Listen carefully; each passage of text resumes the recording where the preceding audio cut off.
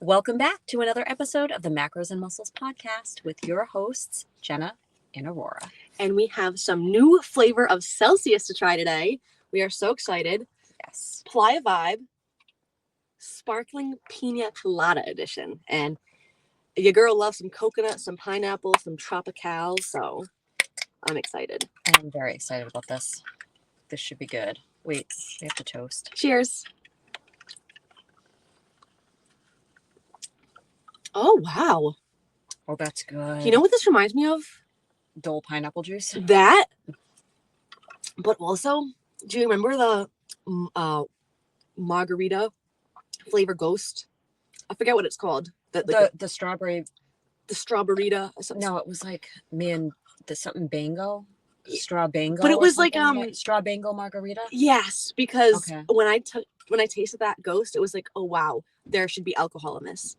Right. That's what I feel about this one. Honestly. It actually does taste like a pina colada. Like the there's cool thing is Malibu vibes. Yes. You taste the coconut first, and then you taste the coconut cream. Mm-hmm. Wow. That is a humdinger winner. Yeah. Wow. Huge fan. That made my morning. I'm so excited. Definitely. Okay. One more sip and then we'll talk. Mm-hmm.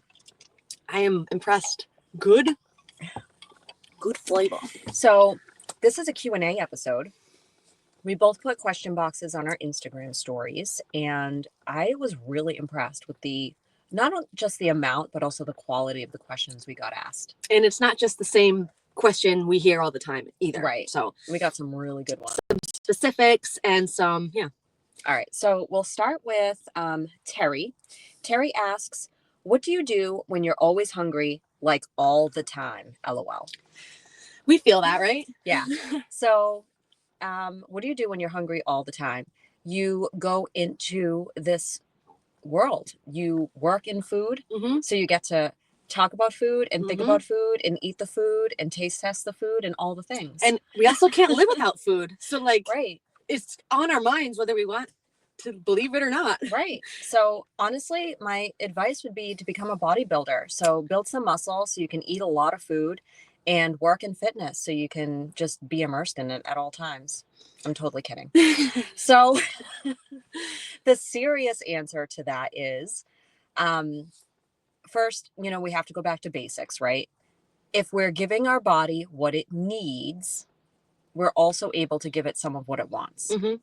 So, and that's going to make you feel more satisfied and make you not feel like you're just ravenous all the time and constantly thinking about food.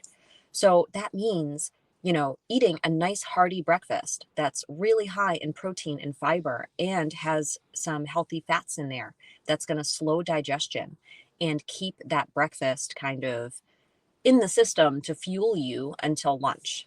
And when I see that question, what do you do when you're hungry like all the time? Know that you're not alone. Mm-hmm. A lot of people feel that way, but it also signals to me that maybe you're not eating enough. If you're still hungry, and maybe not just eating enough, maybe not enough of the right nutrients, like fiber to help keep you full. And I think electrolytes are important, like salt. If you can handle eating salt, that sometimes can, balance out your system. Yeah, it's kind of like just getting all the things that you need. Mm-hmm. So when you're hungry all the time, I really think it is just your body telling you it's not getting what it needs.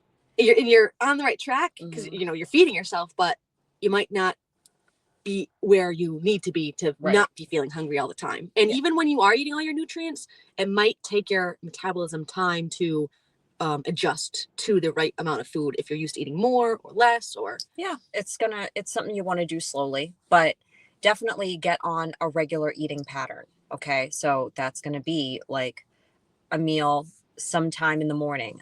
Sometimes when I say breakfast, people immediately are like, I can't eat as soon as I wake up, or I don't, and I'm like, just because I call it breakfast doesn't mean that you need to eat it at the crack of dawn the second you wake up. Mm-mm. But by breakfast, I just mean your first meal of the day, which should be sometime in the morning, not afternoon. Mm-hmm. And lunch sometime in that afternoon. Okay. 11, 12, 1, 2, whatever that looks like for you. Dinner, and then, maybe a fourth meal, maybe a fifth meal. That's completely up to you and your lifestyle, but you need to eat. And if you're constantly hungry all the time, It's just your body telling you it's not getting what it needs, and you need to take a look at that. What would you say to the person who said, that's a great answer, but I miss breakfast? Should I eat a really big lunch, or should I just eat normal amounts of food for the rest of the day? If you missed it for some reason, I would always just default to like, well, grab a piece of fruit and a protein shake. You can't go wrong there. If I wouldn't say just hold off until lunch. You can, that's something you should have at home. If not, it's something you can grab at any gas station. Just grab a piece of fruit and a protein shake, and you'll hitting be the better basics. off. Exactly. What we got next? Do you want to read the next one? Yes. So,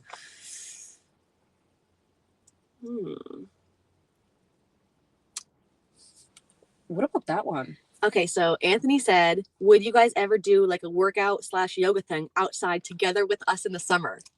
Yes. Yes, Right. of course. It reminds me of when I was teaching my body and bands class at Joey Tabarelli's J-Tab's gym in East Greenwich, and it was so fun. I did it once a week at 6 o'clock, and people would feel it. And we just used our body weight and resistance bands, but you know how to work them. Yeah, You'll feel definitely. it. But I would love to do like a yoga or a workout thing, because that's our jam, and we'd love to be face to face with you doing that. Right. If we can. And like, hopefully we'll have our, plenty of people will have their Macros and Muscles t-shirts that we can all wear. And we could probably make this like some sort of, event. We could start a 5K. Calm down. We're already running a few of those this year. So, I think that's a great idea. I think we should really do that. We would love to, and we'll get back to you. Yeah. All right. We'll get on the planning of that. Okay, let's see. Here's a cute one. Michael asks, how long have you two known each other, and how did you meet? Wow. We've known each other a bit now. Yeah. Like, we've known each other as like, I say like BFF podcast partners for like over 2 years, because we started working together. And when we started working together, we were like, I feel like we just gelled right away. We have to back up though. Yeah. We have to go to the very beginning. Yeah. So I first met. It's been like 5 years-ish. Is it 5 years? It has to be. No, even.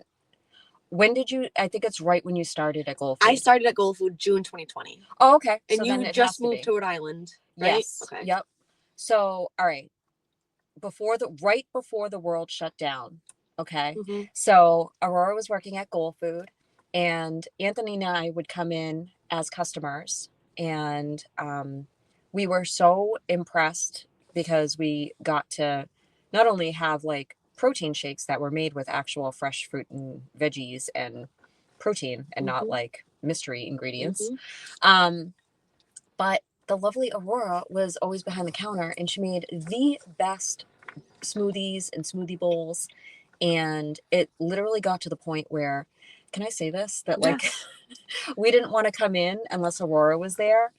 So I would watch the Instagram, and I know you would batch content, but I could kind of tell if it was like the morning on site or not. Yeah. And I was like, all right, she's there. Let's go get a smoothie.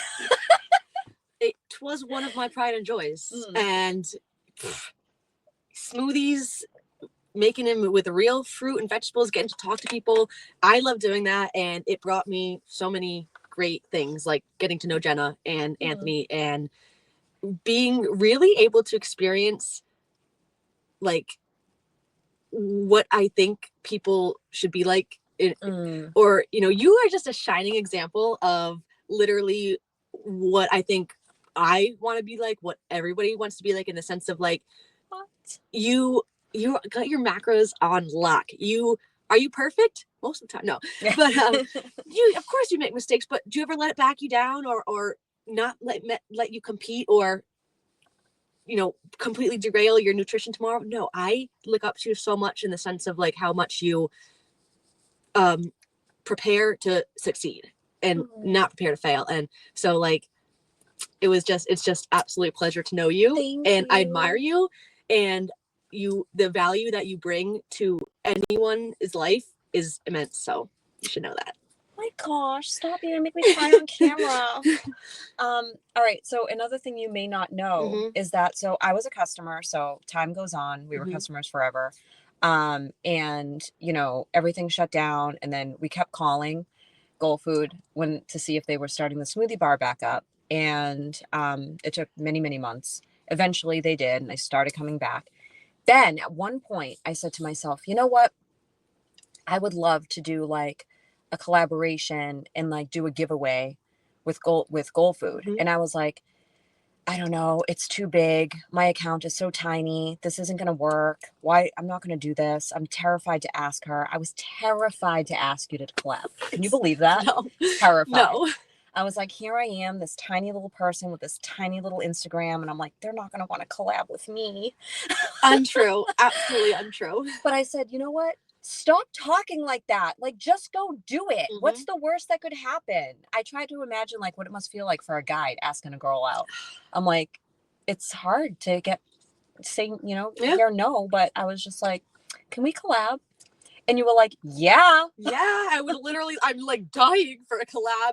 And with you, yes, absolutely. So then that happened. And then it was right after that. You asked me, wait a minute, the whole workshop thing started. Yes, because we started doing the workshops before you were I wasn't even an employee. Yeah. Yeah. So we thought it would be a great idea to have Jenna come in because we knew she was knowledgeable with nutrition. And not only is she knowledgeable, she has a passion for it. I feel like that makes a difference when you care about something. And so Jenna would come in once a month to do a nutrition workshop and just talk about our customers and anyone who was in the shop about whatever topic it was, like how to plan your macros, what is protein, and educating our customers on the topics similar to what we talk about in this podcast, because I felt that it made sense if our customers learn about protein, why it's important to utilize supplements, and how we can reach our goals with this knowledge. It makes more sense when you're meal prepping or when you're coming in to get a smoothie, that you're not just getting your lunch break smoothie, you're getting that protein, you're getting that nutrient. So people were able to understand that through Jenna's nutrition workshops. And that slowly became into Jenna. Work here? Yes. And that was, oh my God, we had so much fun working together. It was awesome. We got to make so many creations of food, healthy things, and talk to everyone and answer everyone's questions about health and fitness. So yeah. And then we started the podcast, and now we're here. And it was so funny because I remember when Jenna asked me to start the podcast, and we're in front of the sink, and she looks at me and she's got that look on her face, and I'm like, what? And she's like, do you want to be my podcast partner? Or she started with like, I've wanted to do a podcast, but like I don't want to do it alone, and I want a partner. And I was like, yes, we're doing it. Yes. And so it just all made sense. And so here we are 2 years later, almost. The end of this year will be our 2-year anniversary of podcasting. Yeah. But yeah, 5 years. Yeah, but we've known each other together. for 5 years now. Yeah. So that's kind of crazy. It is. And it's so awesome because who knows, if you never even asked to collab, would that have led to a nutrition workshop and you working there? I don't know. Maybe it would have went a different way or something. Right. Yeah. And if you never asked a podcast, we would literally have spent this time doing other stuff and not being able to offer our experiences in fitness journey to everybody. So awesome question. Yeah, that was fun.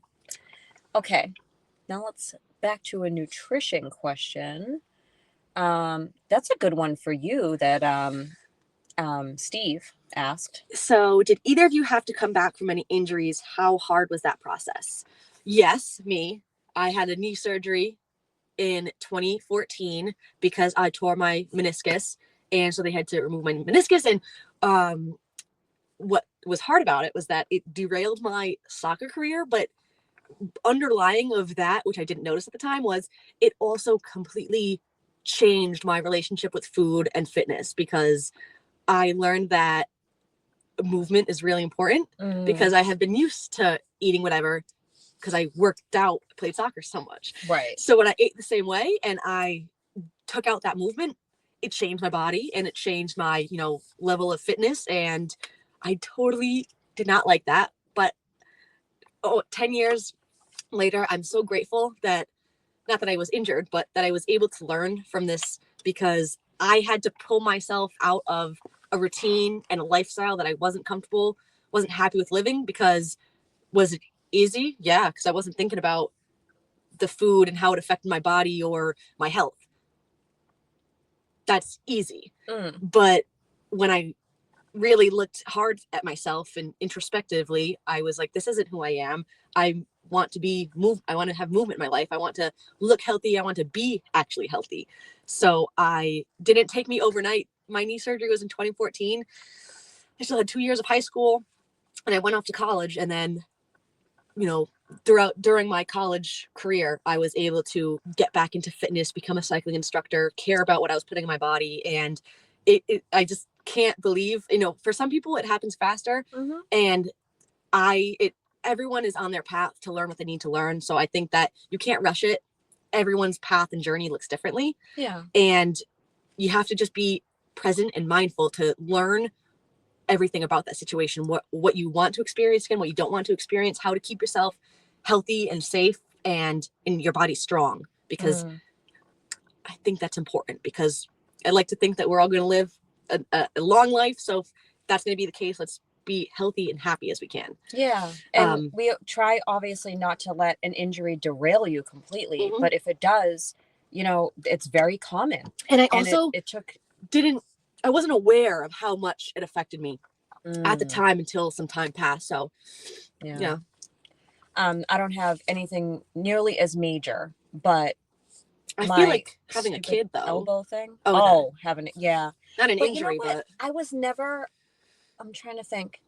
I was just your average, like, woman in the gym, just trying to, actually back then, trying to stay as small as I possibly could. I had no idea about this whole world of muscle. And I'm so glad more women are getting to know about it.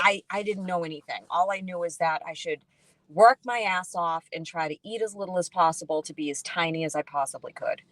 And then it was, I don't know, we could go into a whole child thing, but let's save that for another episode. Tell me about your elbow though. The elbow situation was really annoying because you had a major, major injury that required surgery. You know what I mean?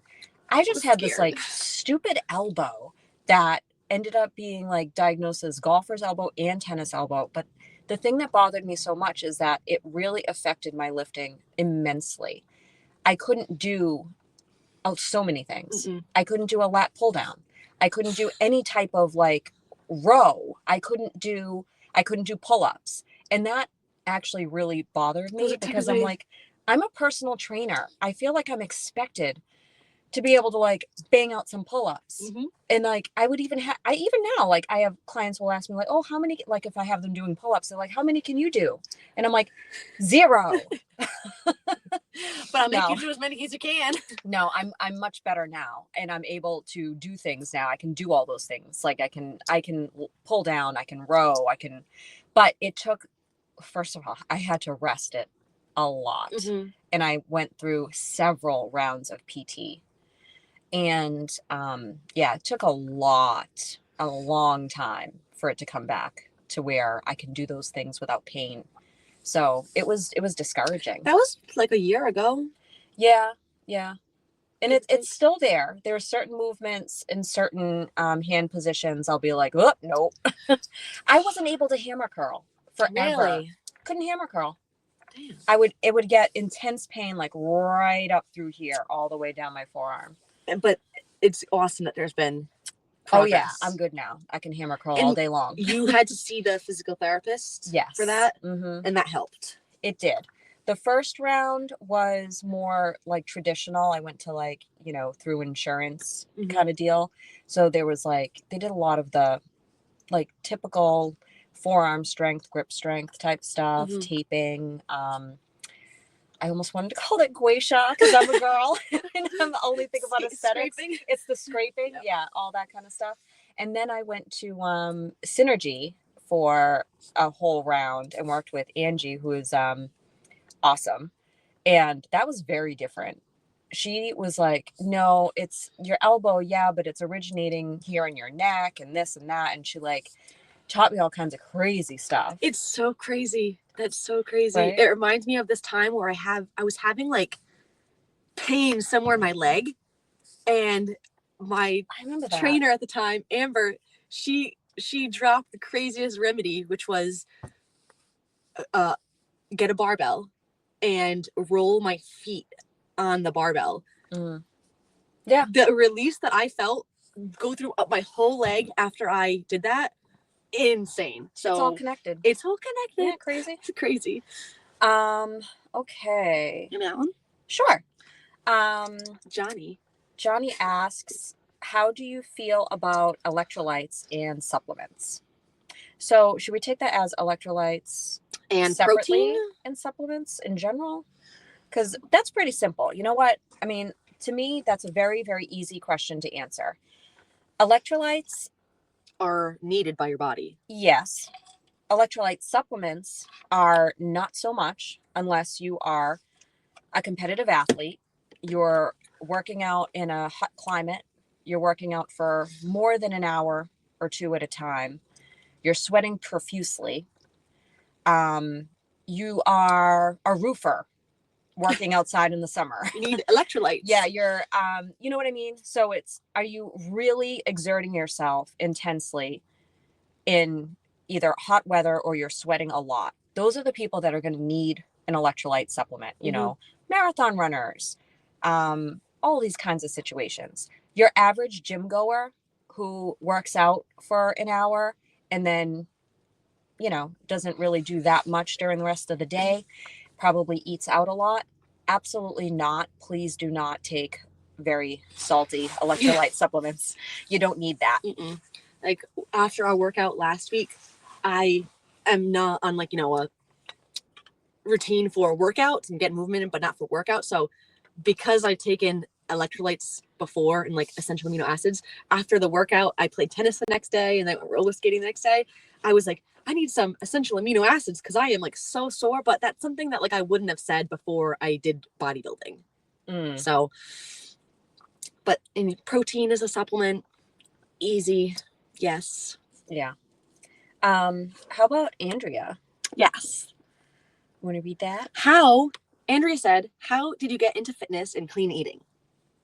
Really good question. Yeah. Do you want to start? Sure. So, well, I'm going to try to do this in like 1 minute or less. I grew up going to Weight Watchers meetings with my mom. It was all about being skinny, right? We really had no idea about nutrition, but we tried our best with the information we had, you know. You grow up, you're still always trying to be as small as possible. And then somewhere around, it was during my divorce, I started to really put on weight. And when I exceeded my pregnancy weight of where I was when I was like the day I gave birth to my son, I was like, whoa, enough is enough. And I did put on a lot of weight when I got pregnant. So I decided that I needed to turn things around. And I really just cleaned up my nutrition. Again, not really knowing anything other than I ate a lot of ice cream and a lot of brownie sundaes and a lot of fast food. And so I just stopped doing those things. I had no idea about balance back then. I tried to I was like, that's it. No dessert. I'm going to have an apple and a little bit of peanut butter, and that's going to be my dessert. Or I'm going to have that. Oh, yeah. Or I'm going to have a cup of tea and a biscotti, and that's it. And that's going to last those days. Yep. So I know the mindset. Yeah. Trust me. Yeah. And then still, you know, kind of dabbling in fitness, dabbling in the gym, doing CrossFit for a little bit. Like, ooh, that was fun. Taking up boxing. Okay. And then 2020 hit, the shutdown. And then I was like, I want to get serious about this. And I started working virtually with my boxing coach on nutrition. And she's the one that taught me about macros. And it was like a whole new world. Yes. So then, you know, fast forward, I decided I wanted to make this my life. Went and got, you know, certifications and started working with people, and I love it. Here I am. I feel like your experience is just like the proof is in the pudding. When you learn about the macros, you're already introduced to fitness and everything, but macros then the balance starts to make sense. And it's Yeah. like, oh my God, the full picture's here and I can apply Yeah. this. Actually, can I talk about balance for a second? Yes. Because Always. before, I didn't know what balance was. Like my dad would always say, everything in moderation. He always said that growing up. But he was the type of person that could be very disciplined, Mhm. and he could have like one cookie or whatever. And I just was like, I couldn't do that. I couldn't have one cookie, especially if it was that box of Entenmann's Mhm. with the clear front, you know, and you open the little. Mm-mm, I would mm-mm. eat the whole box. Like every time I walked by the kitchen, I would grab some. Mhm. So I was like, I don't get balance. I can't have balance. It's got to be One or nothing. yeah, exactly. So then I would go to extremes. I would be like, well, I can only eat plain yogurt because the added sugar and the flavors and dyes, and I was like so extreme. And then I was like, well, who can eat that because it's disgusting. Yeah. So I'd go back and forth, and I couldn't figure out what that balance was. Then as I got educated, I learned that none of that really matters and that you don't have to worry about those types of things. Mhm. And I really had to work on my relationship with food to be at the point where I am now, where I can have one cookie. I can literally have one potato. If someone's like, I dare you to eat one potato chip, I can do that. One It's chip not a challenge. big deal. But then I swung in the other direction where I wanted to show people that you could be balanced and that you could eat the cookie and eat the chips and still be fit and healthy. Mhm. But I went too far.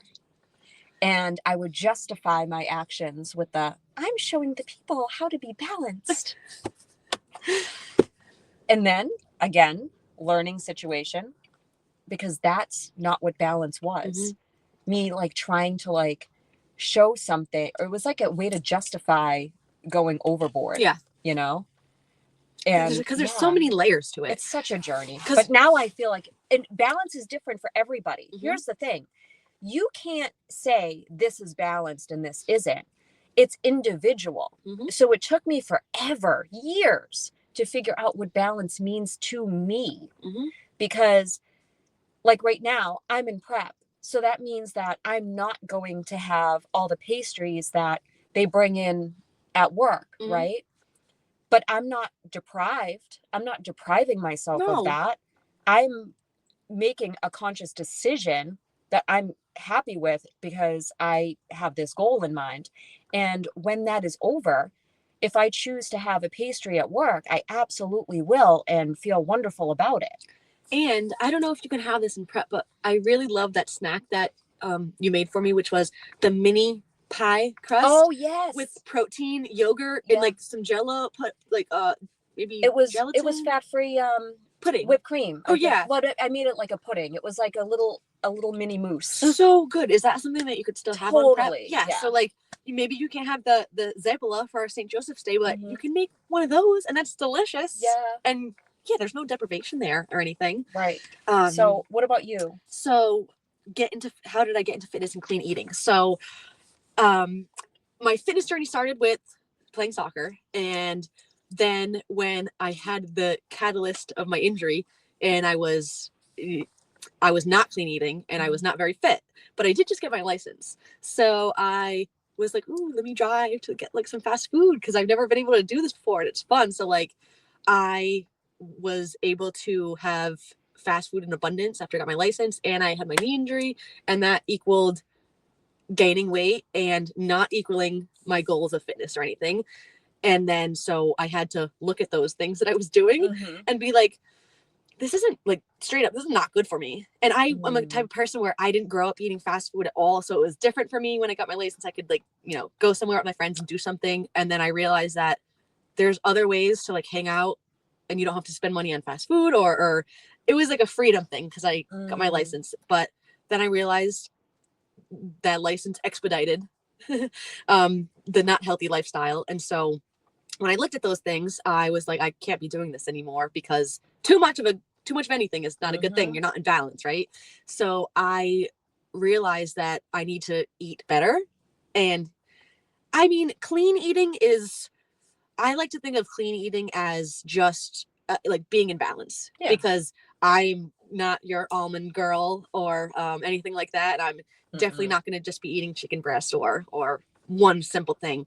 I definitely like to have a variety of food in my palate, and we like to be fed. We don't like to be deprived. Yeah, So we are anti-restriction over here. I would say in my transition from sports to fitness was really eye-opening, because as a girl athlete, I don't know, I wasn't really that aware of the gym and how to maximize your gains in the gym. So when I came back home after college and got with a personal trainer who absolutely made an awesome positive impact on me, and I learned so much from her, that's when it started to click. And when all the information and things that you see about fitness and nutrition and clean eating, it started to make sense. And kind of like when the balance and everything made sense to you, it was just so awesome, because I realized that what you put into your body, it's going to metabolize in any way, like, but carbs, fats, protein, whatever you eat, like, we all need food to eat, but the more better things you put in your body, the more time you spend moving your body and improving your physique, it's all going to equal something better than where you were before. Oh yeah. And I think that's most important. But yeah. Well, we're out of time, so we're definitely going to have a part 2, because we still have so many questions we didn't get to. So hopefully you enjoyed this episode, and we will see you next time. Bye.